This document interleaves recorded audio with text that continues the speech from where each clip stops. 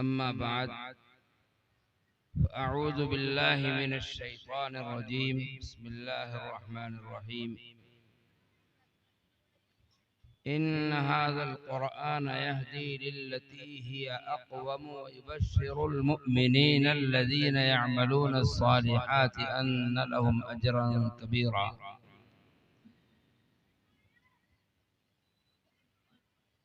वक़ाल अन्नबी सल्लल्लाहु तआला अलैहि वसल्लम ला हसदा इल्ला अला इस्नैन रजुलुन आताहुल्लाहुल क़ुरआन फहुवा यक़ूमु बिही आनाअल लैलि व आनाअन नहार व रजुलुन आताहुल्लाहुल माल फहुवा युनफ़िक़ु मिन्हु आनाअल लैलि व आनाअन नहार औ कमा क़ाल सल्लल्लाहु तआला अलैहि वसल्लम। भाई चुप जाओ, बच्चों खामोश हो जाओ। कितने बच्चे हैं?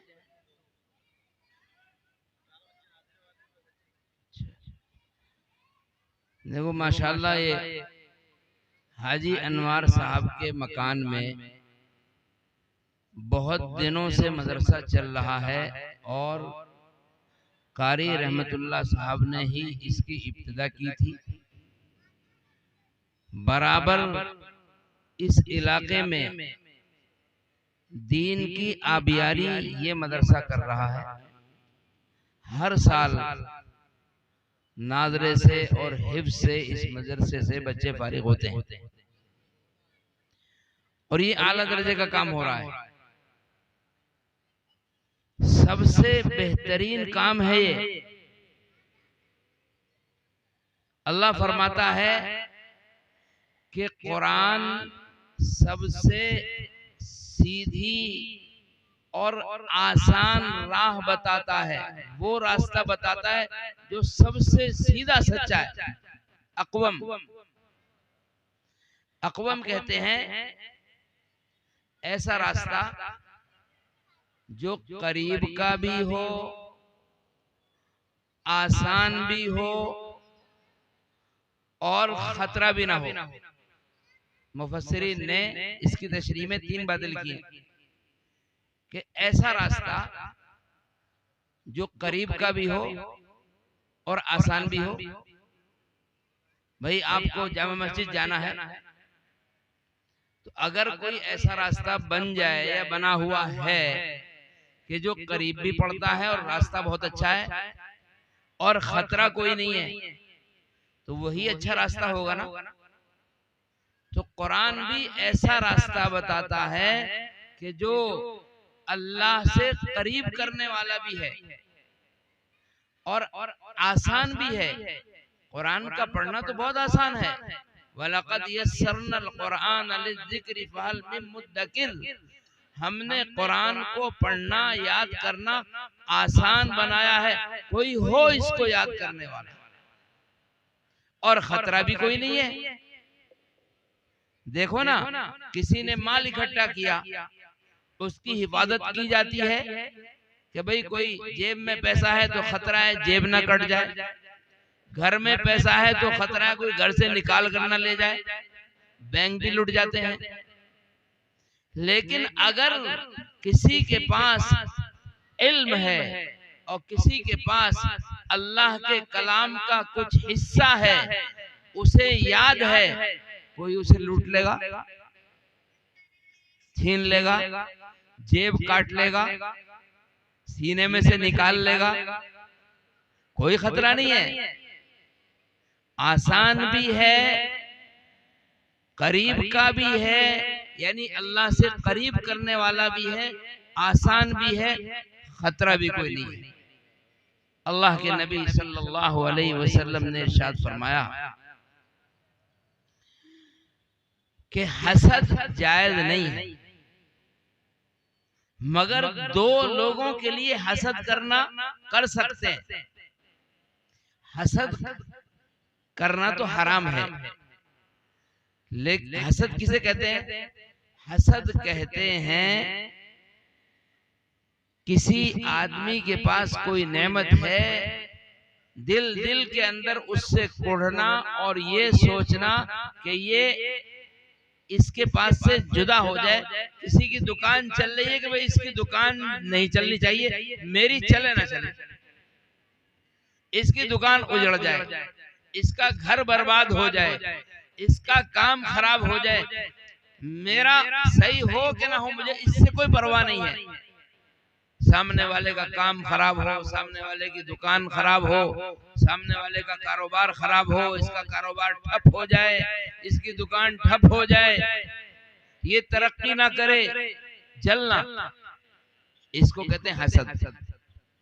ये तो हराम है। लेकिन हसद की दो किस्में लिखी हैं शुर्राह हदीस ने।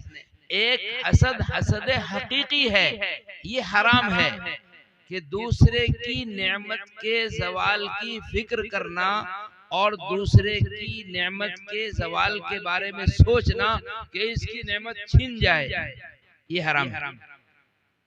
और एक हसद हसद मजाजी है, उसको गिब्ता भी कहते हैं और हमारी जुबान में उसको रश्क भी कहते हैं।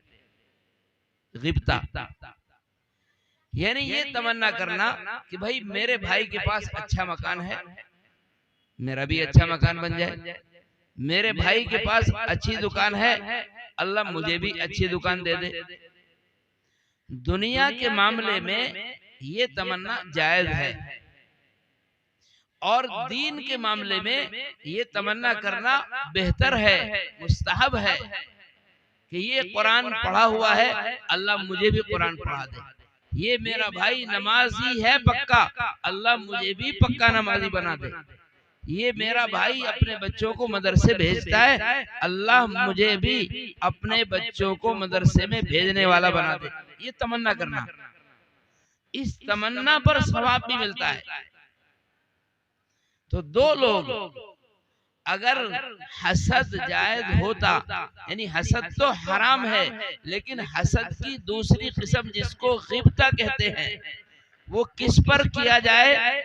वो उस शख्स पर किया जाए कि अल्लाह ने जिसको कुरान पाक अता किया है, वो कुरान पाक पढ़ा हुआ है और वो उसको दिन रात पढ़ता रहता है, अमल भी करता है और उसको पढ़ता भी है। फहुवा यक़ूमु बिही आना अल-लैली व आना अन-नहार, वो उसको कायम किए हुए है, वो उसको पढ़ता रहता है। सुबह को देखो तो कुरान पढ़ रहा है, शाम को देखो तो कुरान पढ़ रहा है। अरे नमाजी आदमी तो सुबह से शाम तक पढ़ता है कि नहीं पढ़ता? नहीं, नमाज पढ़ेगा आदमी तो कुरान पढ़ेगा, सूरह फातिहा पढ़ेगा, सूरत भी मिलाएगा, वो भी कुरान पढ़ने वाला है। सुबह को भी पढ़ रहा है, रात को भी पढ़ रहा है, दिन को भी पढ़ रहा है।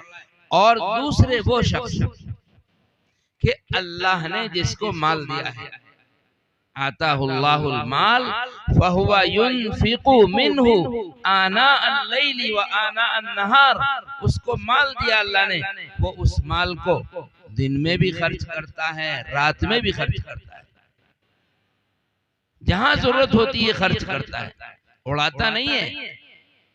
हम तो उड़ा रहे हैं ना माल को अपने, देखो ना, शादी हो रही, माल को अपने जला रहे हैं, पटाखे छोड़ रहे हैं, जलाना ही तो है, आग लगा रहे हैं उसमें, खुराफात में खर्च कर रहे हैं, रस्म रिवाज में खर्च कर रहे हैं, बेजा चीजों में खर्च कर रहे हैं। एक जगह निकाह पढ़ाने गया मैं, अभी की बात है, तो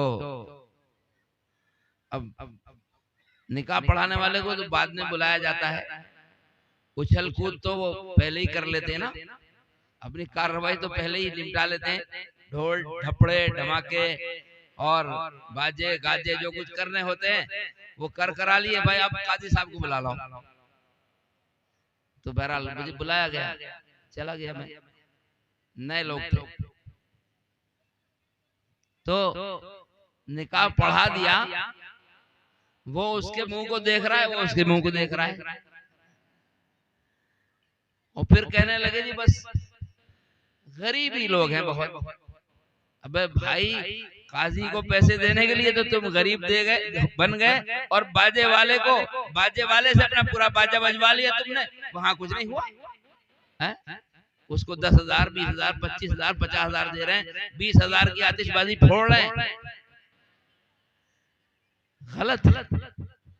अल्लाह फरमाता है कि ऐसा आदमी कि अल्लाह ने जिसको माल दिया है और वो उसको नेक कामों में खर्च कर रहा है, दिन को भी खर्च कर रहा है, रात को भी खर्च कर रहा है, अगर आप रश करें तो ऐसे आदमी, हिर्स करें तो ऐसे आदमी की करें, ये हिर्स। तो भाई ये मदरसे जो हैं आपके बच्चों को उस राह पर ले जा रहे हैं जो राह सबसे सीधी है, सच्ची है, आसान है, जिसमें कोई खतरा नहीं है। आते हैं हमारे पास कि जी लड़का हमारा बिगड़ गया, रात को 2 बजे से पहले घर में नहीं आता। भाई अब नजर आ रहा है कि ये बिगड़ गया, इसको तुमने पहले ही जब ये छोटा सा था वहां कारी रहमतुल्लाह के मदरसे में क्यों नहीं छोड़ा, या किसी और मदरसे में क्यों नहीं छोड़ा? ये बच्चे जो पढ़ रहे हैं ये तो बेचारे ऐसे ही गांव के, देहात के, ऐसी झुग्गियों के, झोपड़ियों के ना समझ अनपढ़ बच्चे, इनको जब बिठाया गया तो अब इनको ढाला गया। देखो ना, कोई चीज जब बाजार में आती है और बहुत खूबसूरत होती है, कहते भाई बहुत खूबसूरत है, खूबसूरत तो उसको बना दिया गया, खूबसूरत बनाने से पहले कितने रगड़े लगाए गए उसको ये नहीं पता आपको। देखो ना, कहीं उस पर वेल्डिंग होगा, कहीं उसकी घिसाई होगी, कहीं उस पर निकल होगा, कहीं उस पर पॉलिश होगी, और कहीं उस पर पैकिंग चढ़ेगा, और चढ़ा चढ़ू कर मुलम्मा साजी करके फिर बाजार में ले जाया जाएगा, फिर उसको सेठ जी आकर खरीदेंगे। हालांकि वो उन कारखानों में घिसी गई थी जहां अगर आप जाएंगे तो आपके जाते ही कपड़े खराब हो जाएंगे, काले निशान पड़ जाएंगे, ऐसे कारखानों में घिसा गया था उसको। लेकिन अब वो जीनत बन रहा है बाजारों की, और जीनत बन रहा है लोगों के अच्छे अच्छे मकानों की और बिल्डिंगों की। तो ये छोटे छोटे मकतब और ये छोटे छोटे मदरसे जिनमें आप अपने छोटे छोटे बच्चों को भेज रहे हैं ना, ये बच्चों पर जब इन पर मेहनत होगी और उस्ताद इन पर मेहनत करेगा और रगड़े लगेंगे और इनकी घिसाई होगी, तो फिर क्या होगा, यही ऐसे चमकेंगे जिस तरह से आज आप देख रहे हैं, किस तरह से आपके सामने नात भी पढ़ रहे हैं और किस तरह से आपके सामने तिलावत भी कर रहे हैं। नजर आ रहा है कि नहीं नजर आ रहा है? इसलिए आपका काम, आपके 2 काम हैं।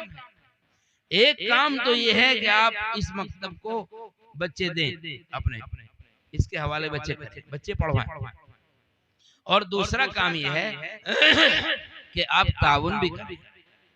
दोनों काम जरूरी है, बच्चों का देना पढ़ने के लिए ताकि वो कुरान पढ़ लें, वो हदीस सीख लें, और आगे अल्लाह उनको तरक्की अता फरमाए तो फिर वो हाफिज बने, आलिम बने, मुफ्ती बने, दीन के दाई बने। ये काम भी करें, और दूसरा काम ताउन। देखो ना, ताउन भी जरूरी है भाई, दुनिया भी तो जरूरी है ना दीन के साथ में।